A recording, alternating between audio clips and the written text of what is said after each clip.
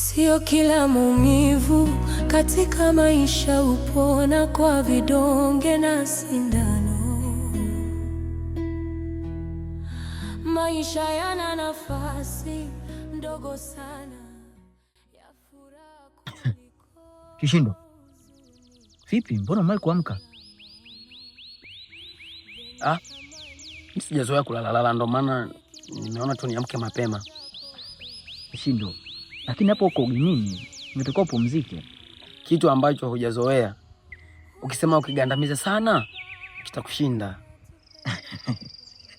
Basi sawa. Mimi nilikuwa nimefika mtoni mara moja. Ngoja niingie ndani alafu nije tuzungumze. Sawa. Okay, sawa. Ya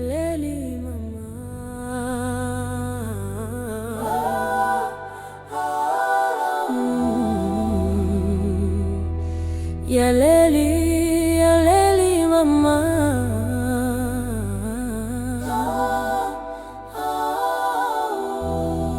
Sio kila maumivu katika maisha upona kwa vidonge na sindano.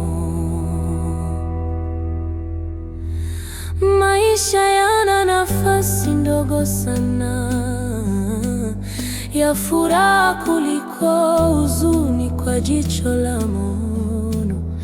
Vyenye thamani havinunuliki kwa pesa, japo pesa inaizungusha dunia. Fitina, njoo. Huyu ndiye wetu baba.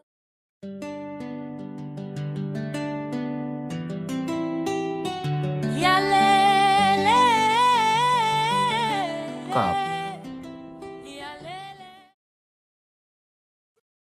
Fitina binti yangu, nimekuita hapa kwa dhumuni moja tu la kukuomba msamaha kwa kile ambacho kimetokea jana. Unajua swala la Bakari lilinichanganya sana, kwa hiyo nikajikuta tu nimekuwa na hasira na mlaumu kila mtu. Najua una jukumu kubwa sana la kulea wadogo zako, unafanya vitu vingi sana, kwa hiyo mzazi akosei, lakini kwa jana nahisi nilikukosea sana. Kwa hiyo naomba unisamehe sana na usichoke na usikate tamaa kuwasimamia wadogo zako. Umenielewa? Lakini ufahamu jukumu la kulea na kutazama wadogo zako, mimi nikiwa sipo, liko mikononi mwako pamoja na Amos ambaye sasa hivi hayupo, lakini naamini leo atakuwa amesharudi baada ya kwenda kuchukua unga. Sawa? Umenisikia Fitina?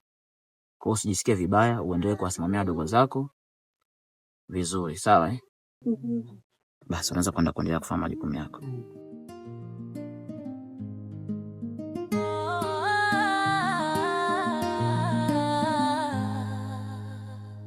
Nina imani na maneno ila sioni thamani katika matendo yako. Ni kweli dunia ina mengi ya hadharani na sirini, ila sikutegemea ushenzi mpaka sasa haingii akili. Hivi ni wewe uliyesema utanipenda mpaka kifo.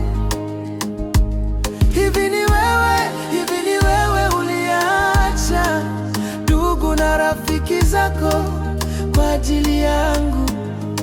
Dunia simama nishuke, ninywe maji nipumzike, maana ya ulimwengu sio.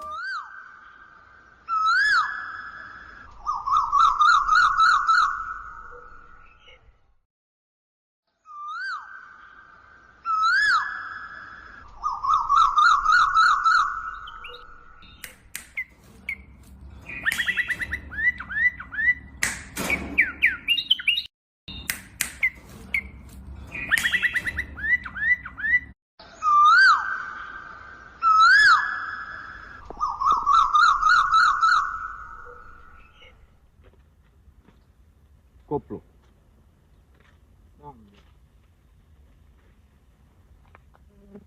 Umepita mwezi sasa, bosi hajaonekana kazini.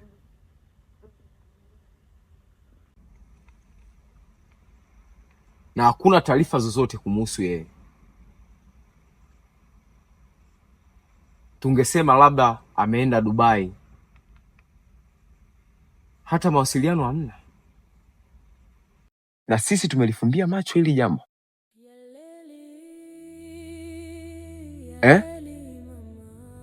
Tunafanyaje ili kusudi tuweze kupata information zozote kuhusu boss? Unajua hili swala likifika kwa ndugu zake itakuwa ni sintofahamu.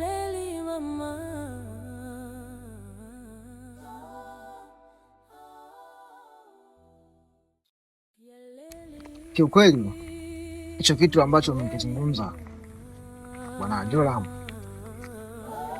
kina kitu ndani yake, na hii sio kawaida ya bosi kutokea anaondoka hapa ofisini pasina kumwaga mfanyakazi yeyote yule. Siku ya jana ndo siku ambayo nimemwona baba akiwa katika hali hii.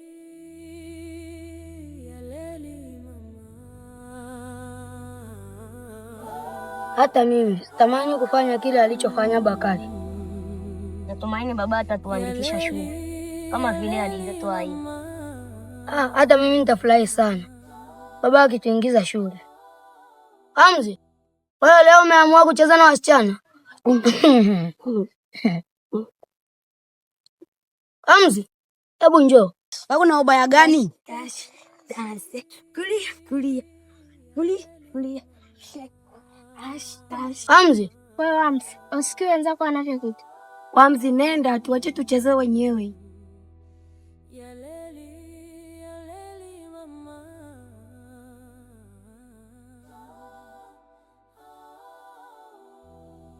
Siku ile ya kikao nilipiga kelele sana na kuniambia kwamba mimi ni chawa bosi na ninafahamu vitu vingi vya bosi. Nadhani leo mmejionea wenyewe kwamba mimi kuna baadhi ya vitu vya bosi sivifahamu. Kaondoka bosi, mimi sifahamu, pia na ninyi wenyewe hamfahamu. Yaani kijumla fanya kazi wote hatujui chochote kinachoendelea. Koplo, hivi ni vitu vya kawaida kazini, and we have to talk about it. So haina haja ya kulalamikiana. Haya ni mambo ambayo yamepita bro. Kikubwa hapa tufanye process za kwenda kumtafuta boss. Kishindo, niambie ni kitu gani ambacho jana unataka kuniambia? Unajua tangu nimekupokea, kwa jinsi ninavyokufahamu, sura yako haikuwa na nuru hata kidogo. Kiukweli jana nilitaka tuzungumze, lakini kama unavyoona siku haikuwa nzuri kabisa. Ilikuwa ni siku ndefu sana. Unaweza kuniambia ni kitu gani ambacho kinakusibu? Ni kweli kaka, naweza nikasema siku ya jana ilikuwa siku ndefu sana, ila kwangu naweza nikasema ilikuwa siku nzuri kwa sababu niliweza kulala usingizi mzuri sana. Kishindo, licha ya ngija zote ambazo tumezipitia jana, changamoto za Bakari na mambo mengine ambayo uliona mwenyewe jana, bado nasema ilikuwa ni siku nzuri kwako kwa sababu ulilala usingizi mzuri. Sijaelewa imekaje hii. Ni kweli kaka, lazima tu nikwambie ukweli. Mambo ambayo nafanyiwa na mke wangu nyumbani ni mambo ambayo hastahiki hata kufanyiwa binadamu wa kawaida. Ni kweli hapo awali mke wangu nilimpitisha kwenye njia mbaya sana, lakini niliamua kubadilika. Hapa nipo najaribu kufuta taswira. Ndugu zangu, kuna kitu nishai kufanya kwenye simu ya bosi. Sasa kama ameondoka nayo itakuwa ni nzuri sana. Maana niliweka GPRS kwenye simu yake pasina yeye mwenyewe hata kutambua. Uliweka GPRS? Ndio, niliweka GPRS. Deal done. That is my IT Koplo. Hujai kuniangusha. Na ndo maana siku zote nimekuwa nikifanya kazi na wewe sinaga wasiwasi. Kumbe haina haja. Ngoja tuangalie utaratibu tuweze kufuatilia kiundani zaidi. Na nadhani kupitia GPRS tunaweza tukapata wapi pa kuanzia. Alafu kabla ya kwenda kufuatilia kwenye GPRS, yule mfanya usafi nadhani anazunguka sana maeneo mengi katika kampuni yetu. Kwa hiyo tujaribu kumuuliza, huenda atakuwa wakati bosi anatoka yeye aliweza kumuona, kwa sababu yeye anazunguka sana maeneo mengi katika kampuni yetu. Hilo ndo tumaini langu la pekee, na nilitegemea kusikia hivyo. Na kuwa na vijana kama wewe wenye high capacity ni nguzo kubwa ya kuijenga hii kampuni yetu. Ase, si ndo huyu jamaa? Ndio huyu. Wewe jamaa!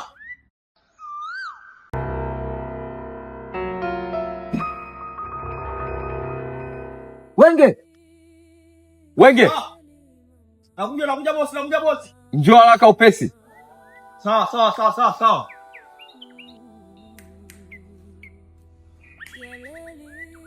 Namu wako zangu. Hii ni nini? Mboga hizi. Mboga? Utakuja kula sumu wewe, pumbavu zako. Amna uyoga huu. Kula tu. Uyoga huu. Naambieni wako zangu. Sasa. Tuna jambo la muhimu hapa. Tunataka tushirikishe. Jambo gani hilo? Usiwe na haraka. Ni jambo nyeti sana. Hivi umemwona bosi hizi siku 2-3? Ana mimi bosi kama nilimuona akitaka kuenda kujinyonga kule na wewe. Hey, stop!